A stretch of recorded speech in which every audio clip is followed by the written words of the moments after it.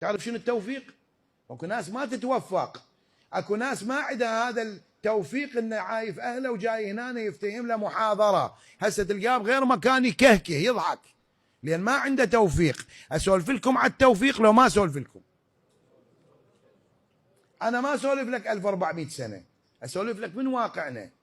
الله اللي يريد يوفقه يجيب كل الامور على مشتهاته، على مشتهاته ويا ما يريد هو. عندنا طالب ويانا كان بكليه الهندسه، وكان عندنا موضوع يسمونه ديزاين، تصميم مفاعلات.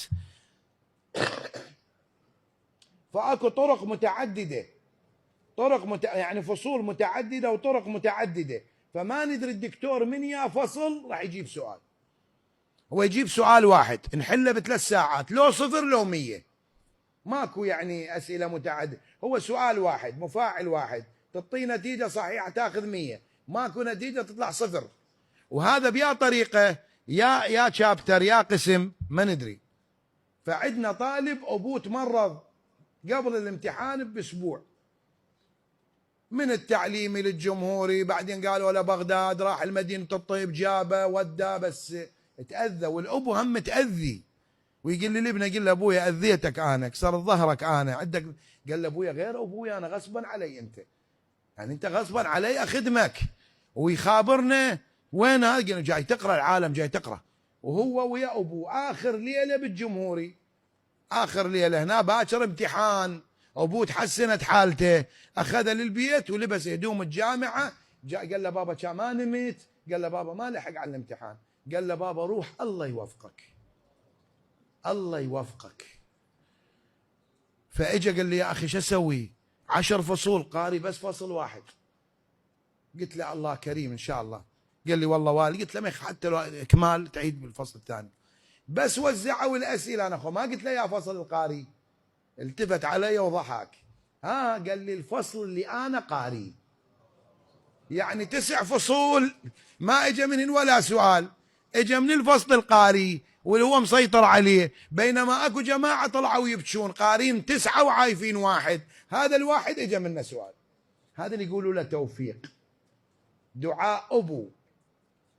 بينما واحد بالحرب العراقيه الايرانيه، ما ادري الشباب ما يتذكرون، بالحرب العراقيه الايرانيه رجل وقبض على حالته والله يبكي دم، يبكي بدموع يعني حتى حارقه خدوده، وقاعد على تراب.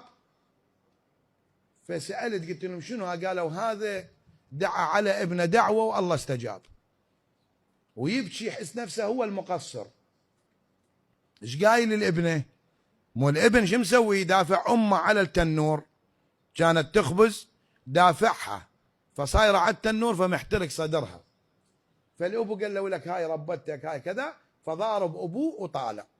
فويا الضربه تدرون الابو بعد اعصاب وشاف زوجته شكل، قال له روح ان شاء الله ما يلمك قبر. شوف قبر ما يلمك، يعني مو تموت بس، روح قبر ما يلمك. ويدرون الاخوه الكبار اخواني بال50 وبال60 يدرون شلون كان القصف قبل، ما تدري على غفله يصير قصف. هذا العشار بكل مكان.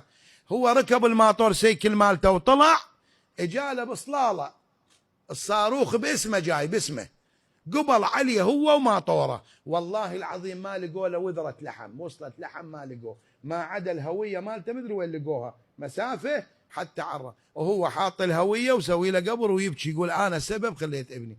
دعاء الاب. انت تقعد تصلي لي 100 ركعه وتريد الروح يشتغل وياك، اذا انت مخرب مناك، انت شايل لك قونيه مزروفه، ايش قد ما يحطوا لك بيه يدخر تمشي، مو لو لا. فاذا التوفيق يحتاج ترميم كامل لنظامك المعيشي، تنظيم كامل لعلاقاتك من حولك، تبرئه الذمه، ارجاع الاموال الحرام، الاستغفار من العادات والسيئات.